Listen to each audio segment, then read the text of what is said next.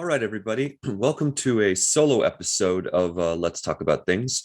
Today, I want to talk about a topic that's going to be of major interest to a lot of people, and that is the gubernatorial elections this year. This is a midterm year, and therefore, there are most of the states that have gubernatorial elections have them this year.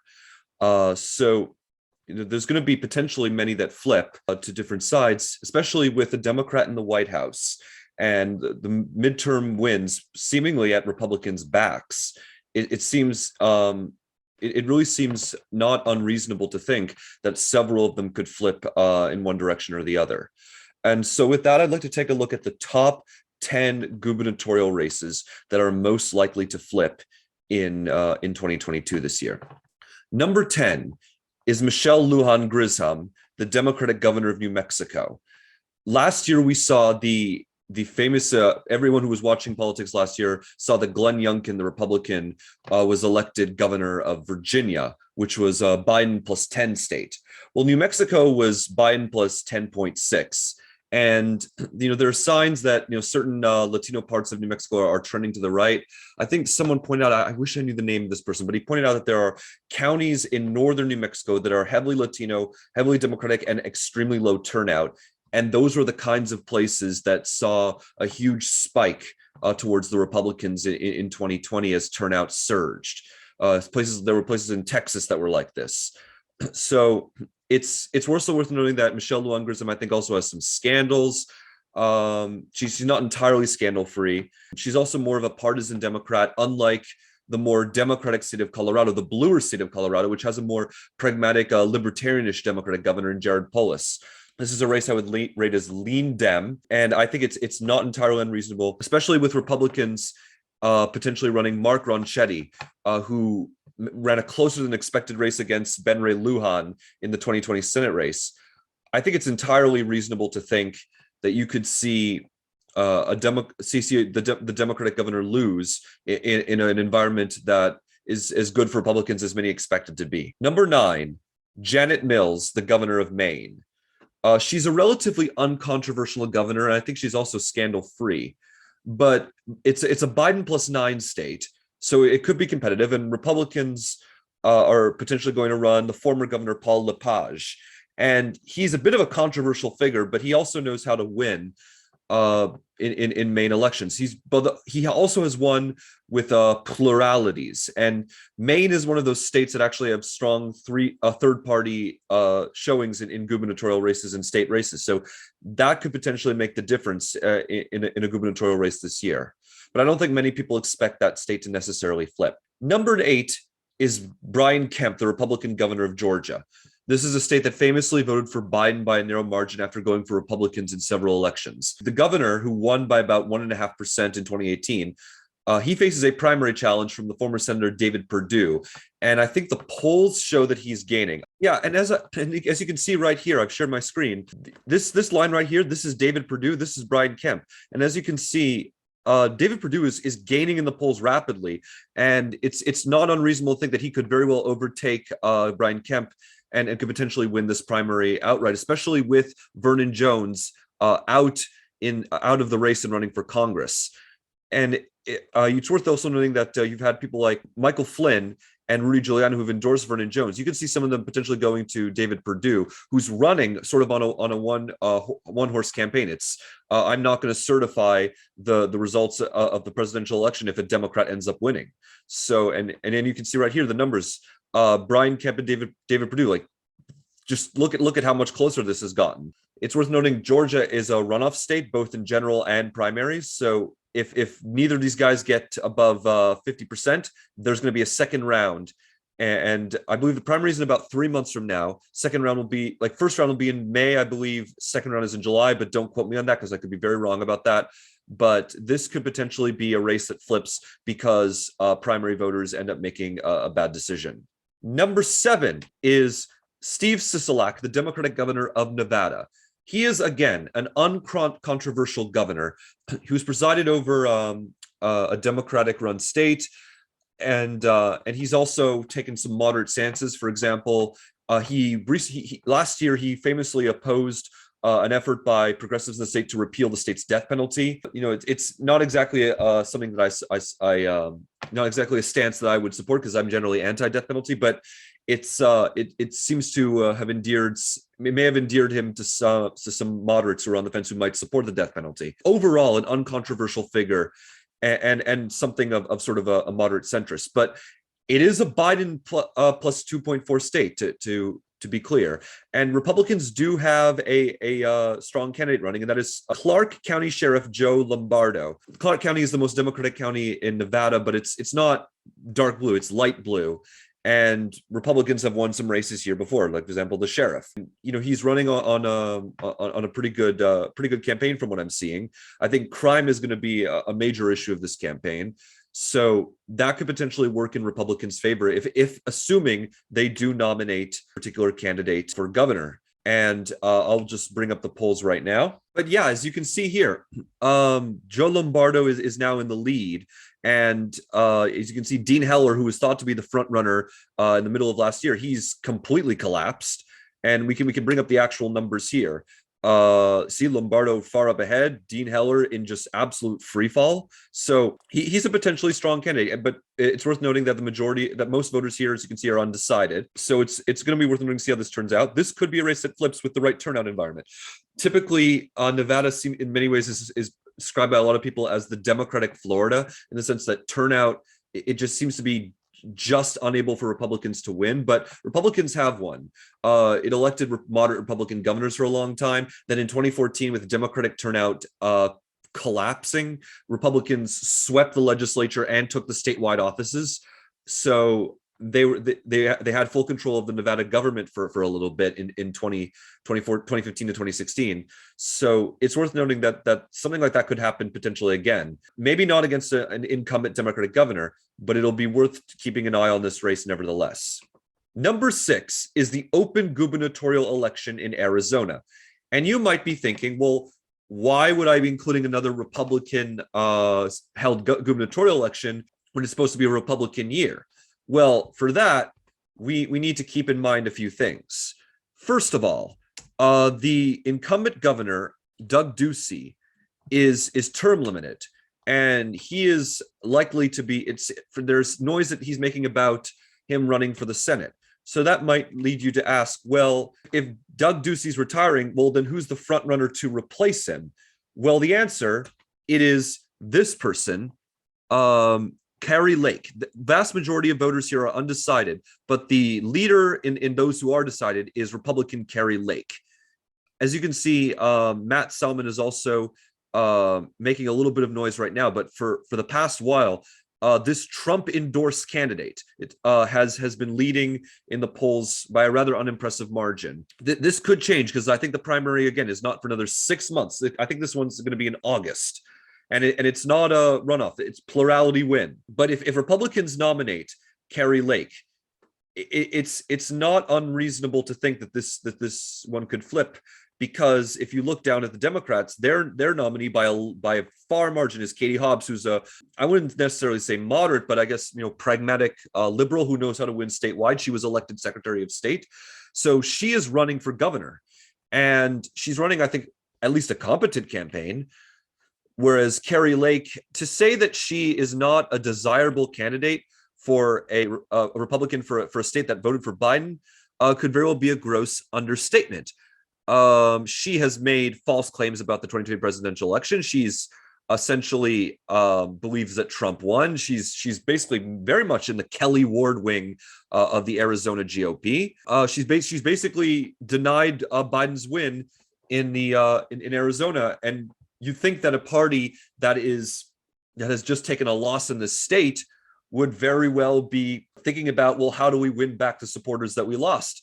But no, like the audit that took place in Maricopa County, she was all behind that. So this could very well be the strategy that Republicans in Arizona take this year. And if that happens, it is not unreasonable to think that this one could flip, even in a good year for Republicans, because state elections, again, can be independent of what happens nationally. Number 5, Gretchen Whitmer, Democratic governor of Michigan.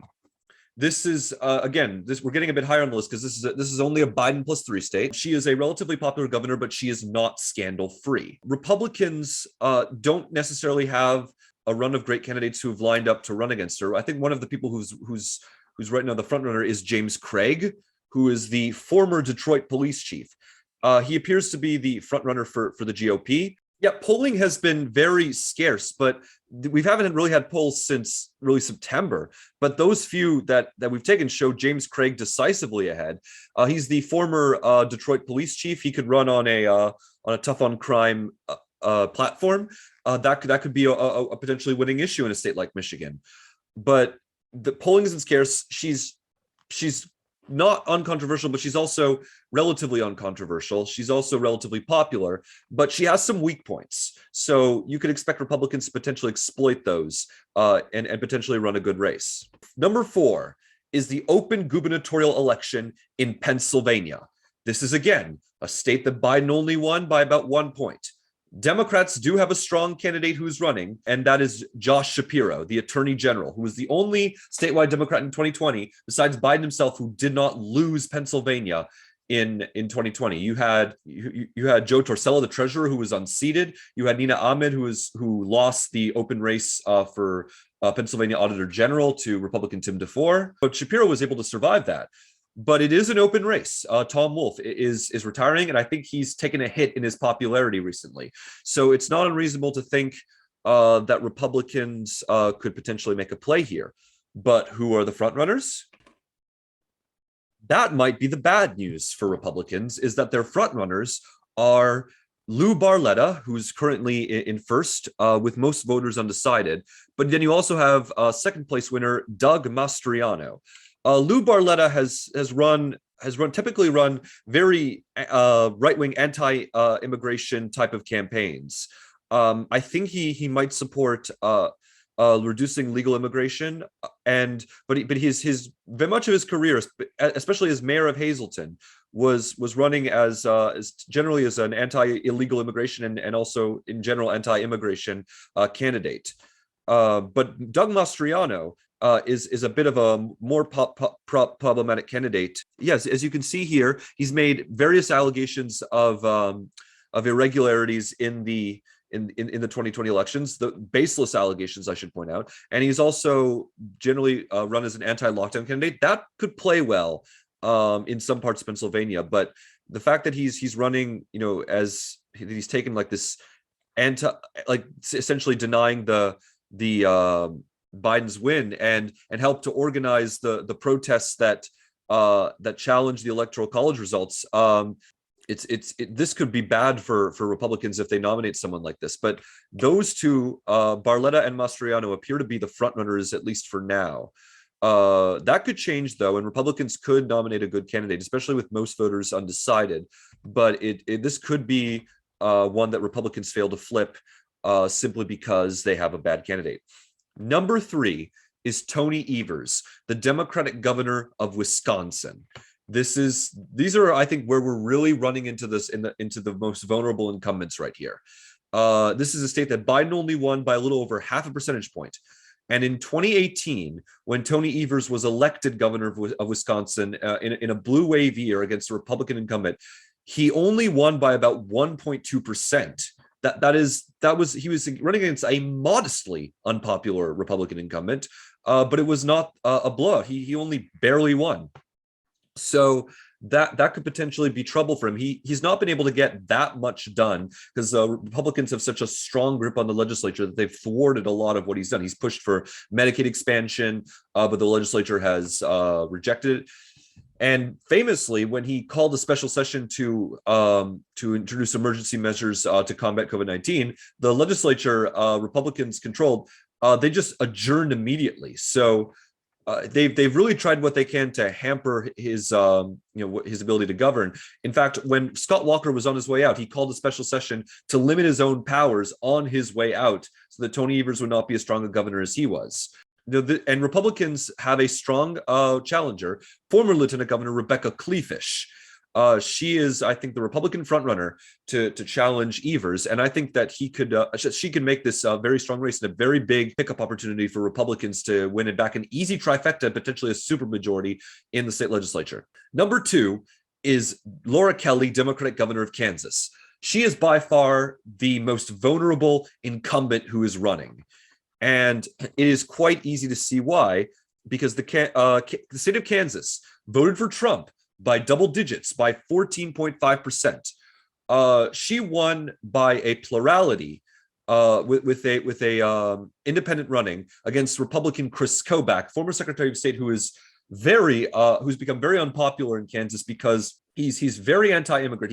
He's in the Peter Thiel, J.D. Vance wing of the party, and that just didn't play well in a Democratic wave year in a state that actually still manages to split tickets. It's also generally, I think, Democratic trending, not Democratic, but Democratic trending. It's getting bluer, but it's still quite red.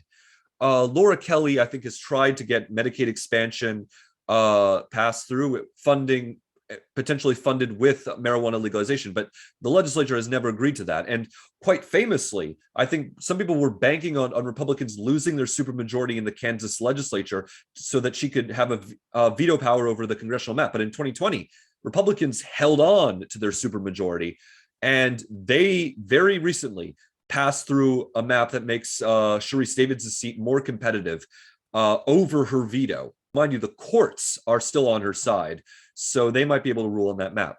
What's even worse for Laura Kelly is that she is going to face Derek Schmidt, the Attorney General, as her most likely general election opponent.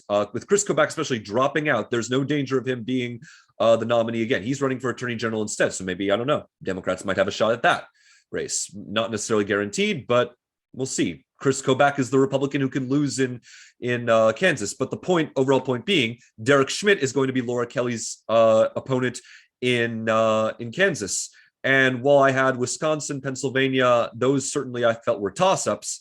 This one I think is already, Republicans are already favored to win. That one I think is probably the most likely. I think that the Republicans are going to flip. Now that leaves the question, well, if that's most likely to flip to the Republicans, what is number one? Well, for that, I would like to take you to number one. The number one most likely gubernatorial races to flip, and the reason why I say plural is because it is a tie between Massachusetts and Maryland, both of which have open gubernatorial elections, both of which have extremely popular Republican governors, but both of which are Biden plus 33 states, and both of which have Republican governors who are retiring or are term limited. Larry Hogan, the popular Maryland governor, is term limited. He can't run for a second term. So there's been a dearth of polling in the state of Maryland, but as you can see here, Peter Franco is the leader, is the front runner, comptroller of Maryland. I believe he is, and he is, I think, by far the most popular candidate who is going to run. As you can see here, comptroller of Maryland. I should have had this information beforehand, but hey, I'm figuring it out now. So he is the front runner. Rushern Baker, I think, is the second place guy. He was the front run. Baker was, I think, considered to be the front runner for the Democratic nomination in 2018, but he lost to Ben Jealous, which all but guaranteed a Hogan landslide or whatever passes for a Republican landslide. Excuse me, in Maryland. Again, you have this guy who's fairly popular, who has won re-election. He's won election like 4 times, and I don't think he's going to have any problem taking on the guy who's most likely to be the Republican nominee, and that is this guy. He is a perennial candidate and a very colorful candidate at that. But as you can see, most voters are undecided. I don't think I think most people expect that he is going to be the person that they run, and not necessarily Kelly Schultz, who's the Secretary of Commerce, who's in Hogan's cabinet. She's also running, but she could win, especially with most people undecided. But I believe this guy, he has the Trump endorsement. Trump really doesn't care about Republicans winning at all in Maryland. He only cares about his personal vendetta. So for all those reasons, I think that this is definitely Democrats' race to lose. This is at the very least likely Democratic to flip. In Massachusetts, it's very much the same story. You have the Republican governor who's retiring, Charlie Baker, who's again immensely popular. He won re-election by 33 points in 2018, but he's retiring. This guy, I believe, has the Trump endorsement. He is, I think, a generic, whatever passes for a generic Republican in Massachusetts, but he's Trump endorsed. And I think he's running like a typical right-wing campaign. That's not going to play well in a state like Massachusetts. In Maryland, in the Democratic side in Massachusetts, I don't know what I'm talking about. This person, Attorney General Maura Healey, I think is thought to be the front runner. Yeah, there's been a dearth of polling here, but as you can see, she's quite far ahead.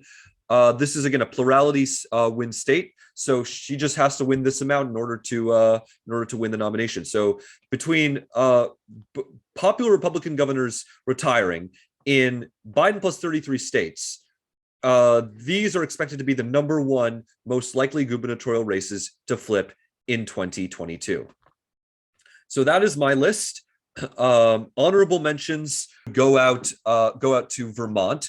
Vermont would also share the number one spot with Maryland and Massachusetts if Phil Scott decides to retire. That is a big if. He hasn't said what he's going to do. Right now, I'm assuming he is going to run for re-election, in which case this is that race would be off the board for Democrats. It would be one that I would expect him to win in a landslide, much like New Hampshire is. Like Chris Sununu, who is not running for the Senate, he's running for re-election. He has a lock on that race. So if Phil Scott runs for re-election, it's going to be like New Hampshire. If he does not run for re-election, it's going to be like Massachusetts and Maryland. Ohio also gets an honorable mention.